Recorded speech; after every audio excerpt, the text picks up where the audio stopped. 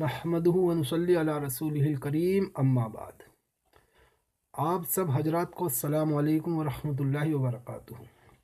आप सबके सामने आने का जो मकसद है वो ये है कि आर्यवीर सिंह जी जो हैं ये कुरान की आयत को एक तो गलत पढ़ रहे हैं और कुरान के ख़िलाफ़ भी बोल रहे हैं, और कुरान के ख़िलाफ़ जो है तमाम हिंदुस्तान के बसने वाले इंसानों को, मुसलमानों को छोड़कर, चाहे वो सिख हों, चाहे वो दलित हों, चाहे वो ब्राह्मण हों, चाहे वो जो भी हों, उन सब को जो है ये कुरान करीम की आयत को पढ़कर और कुरान के ख़िलाफ़ खड़ा करना चाहते हैं। आइए ज़रा पहले हम इनकी बात को सुनते हैं, फिर इंशाअल्लाह हम अपनी बात करेंगे और देखेंगे ये जो कुरान करीम की जो आयत पढ़ रहे हैं वो कितना लोगों तक सही पहुंचा रहे हैं। आइए ज़रा इनकी बात को सुनते हैं।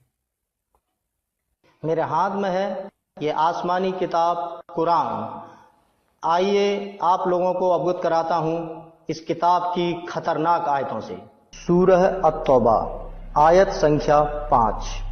फैज़न सलखल असहुरुल हुरुम फ़क़्तुलुल मुश्रिकीन हैसु वजदतुमूहुम वख़ुज़ूहुम वहसूरुहुम वक़उदू लहुम कुलल मर्सदिन फ़इन ताबू व अक़ामुस्सलात व आतुज़्ज़कात फ़ख़ल्लू सबीलहुम इन्नल्लाह गफ़ूर रहीम।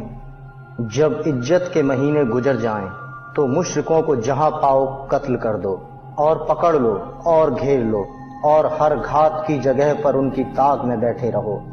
फिर अगर वो तौबा कर लें और नमाज पढ़ने और ज़कात देने लगें तो उनकी राह छोड़ दो, बेशक खुदा बख्शने वाला मेहरबान है। आखिर कौन है वो मुशरिक जिन्हें कुरान कत्ल करने का हुक्म दे रही है? किन किन लोगों को मुशरिक माना है कुरान ने? आइए जानते हैं मुशरिक का अर्थ।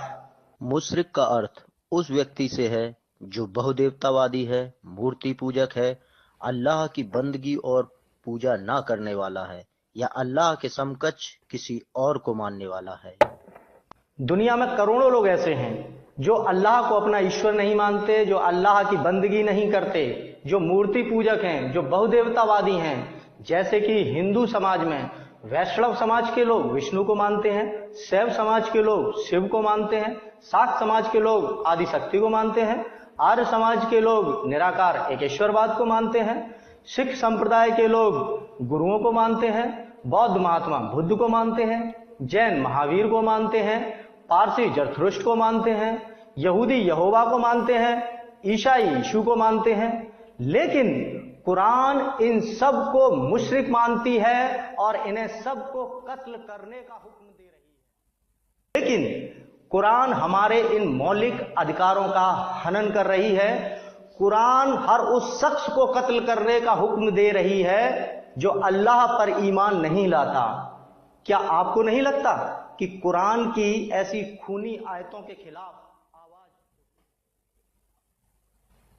बिरादरान इस्लाम, आप हजरात ने इनकी ये बात को सुना है, और सुनने के बाद में आप जो है गौर और फ़िक्र भी कर रहे होंगे कि आखिर जो है इन्होंने जो ये आयत पढ़ी है सूरह तौबा की आयत नंबर 5, फ़ैज़न सलखल अशहुरुल हुरुम फ़क़्तुलुल मुश्रिकीन हैसु, आखिर तक। बिरादरान इस्लाम, इस आयत करीमा के अंदर अल्लाह रब्बुल इज़्ज़त ने मुशरिकों को कत्ल करने का हुक्म किया है, इसमें कोई शक नहीं है। लेकिन हमें ये जानना भी ज़रूरी है कि आखिर मुशरिकों ने ऐसा कौन सा गुनाह किया है, ऐसा कौन सा सितम जुल्म किया है कि जो अल्लाह रब्बुल इज़्ज़त ने इस आयत के अंदर ये हुक्म अपना नाफिज फरमाया है कि जहाँ भी तुम मुशरिकों को पाओ उन्हें कत्ल कर दो। बिरादरान इस्लाम, हमें ये समझना पड़ेगा कि ये आयत करीमा जो नाजिल हुई है ये 9 हिजरी के अंदर नाजिल हुई है। अब 9 हिजरी में जब ये नाजिल हुई है तो आखिर 9 हिजरी से पहले जो 8 हिजरी के वाक़यात हैं, 7 हिजरी के वाक़यात हैं और 6 हिजरी के वाक़यात हैं, थोड़ा सा हमें इन्हें समझना पड़ेगा। तो इंशाअल्लाह फिर इस आयत करीमा पर ये लोग एतराज़ात नहीं उठाएंगे। दरअसल क्या है कि इन लोगों को कुरान करीम के बारे में पूरी तरीके से तहक़ीक़ नहीं है और इन्हें जानकारी नहीं है, इस वजह से ये लोग करते हैं। या फिर ये लोग जो है ख़ुद एक मुसलमानों के और कुरान के खिलाफ प्रोपेगंडा है इनका। इन दोनों में से एक बात तो है, या तो इन्हें पूरी जानकारी नहीं है या फिर जो है ये जानबूझकर مسلمانوں کے خلاف جو ہے ایسے پروپیگنڈے کر رہے ہیں۔ تو برادران اسلام، ہم دیکھتے ہیں کہ جب یہ آیت ہے کہ جس میں یہ کہا گیا ہے کہ جہاں بھی تم مشرکوں کو پاؤ انہیں قتل کر دو اور ان کی طاق میں بیٹھو، برادران اسلام واقعہ یہ ہوا تھا ان مشرکوں کے ساتھ میں کہ جب اللہ کے نبی 6 ہجری کے اندر عمرے کے لیے جا رہے تھے تو مشرقین مکہ نے اللہ کے نبی کو جو ہے حدیبیہ پر روک لیا اور کہا کہ آپ جو ہے مکہ میں داخل نہیں ہو سکتے۔ اور یہ بات تمام قبائل کے نزدیک، جتنے بھی قبیلے تھے عرب کے اندر، ان سب کے نزدیک اللہ کے گھر سے یعنی کہ بیت اللہ کی زیارت یا طواف کرنا یا حج کرنے سے روکنے سے تمام عرب اس بات کو برا سمجھتا تھا۔ اللہ کے نبی نے کہا کہ بھئی میں تو خالی عمرے کے لیے آیا ہوں، نہ میرا کوئی لڑائی کا ارادہ ہے۔ تو بہت سے قبیلوں نے کہا کہ بھئی ان کو عمرہ کرنے دو، اور ابو سفیان، یہ جو بڑے قبیلے کے جو سردار تھے، انہوں نے بالکل منع کر دیا۔ بس پھر ایک بات یہ لکھی گئی کہ جی آپ اس سال تو عمرہ نہیں کر سکتے، آپ جو ہے آئندہ سال عمرہ کر سکتے ہیں۔ اور اس معاہدے میں ایک بات یہ بھی لکھی گئی، بات تو اس میں کافی سارے تھی لیکن میں مختصر سی بتاتا چلوں تاکہ بات سمجھ میں آ جائے اس آیت کے متعلق، کہ آپ جو ہے اس سال عمرہ نہیں کر سکتے، آئندہ سال کر سکتے ہیں، اور 3 دن سے زیادہ جو ہے آپ مکہ معظمہ میں ٹھہر نہیں سکتے۔ ایک یہ بات لکھی گئی۔ دوسری یہ بھی ایک بات لکھی گئی اس کے اندر کہ جو قبیلہ جس کا دل چاہے وہ محمد الرسول اللہ صلی اللہ علیہ وسلم کا حلیف بن جائے، اور جس کا دل چاہے وہ مشرقین مکہ کا حلیف بن جائے یعنی کہ دوست بن جائے۔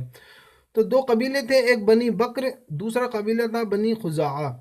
اب بنی خزاعہ والے جو تھے، جو قبیلہ تھا بنی خزاعہ کا، اس نے تو محمد الرسول اللہ صلی اللہ علیہ وسلم کا حلیف بننا، دوست بننا پسند کیا، اور جو دوسرا قبیلہ تھا بنی بکر، اس نے جو ہے مشرکین مکہ کا دوست بننا یعنی حلیف بننا پسند کیا۔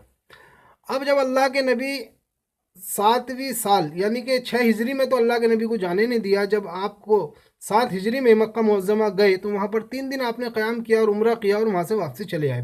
تو بنی بکر نے مشرکین مکہ سے کہا کہ دیکھو بنی خزاعہ کا جو یہ قبیلہ ہے کہ اس نے تو آپ لوگوں کا ساتھ دینا ہی پسند نہیں کیا، اور اس نے محمد رسول اللہ صلی اللہ علیہ وسلم کا ساتھ دینا پسند کیا۔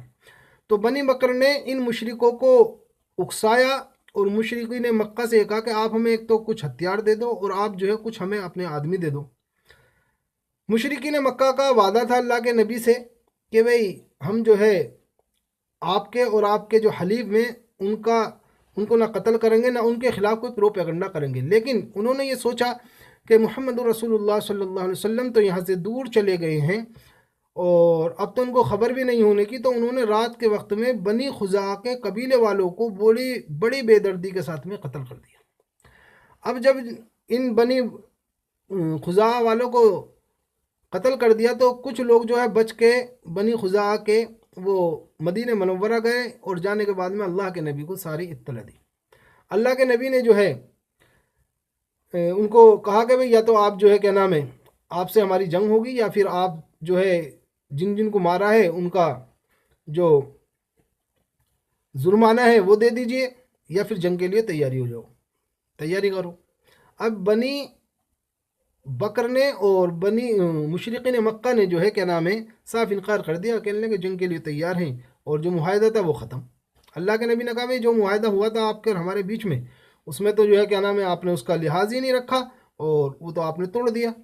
اب اسی کشمکش میں پھر اللہ کے نبی جو ہے 8 ہجری کے اندر مکہ معظمہ پہنچے، اور 8 ہجری میں بنا قتال کے، بنا لڑائی جھگڑے کے مکہ معظمہ فتح ہو گیا 8 ہجری میں۔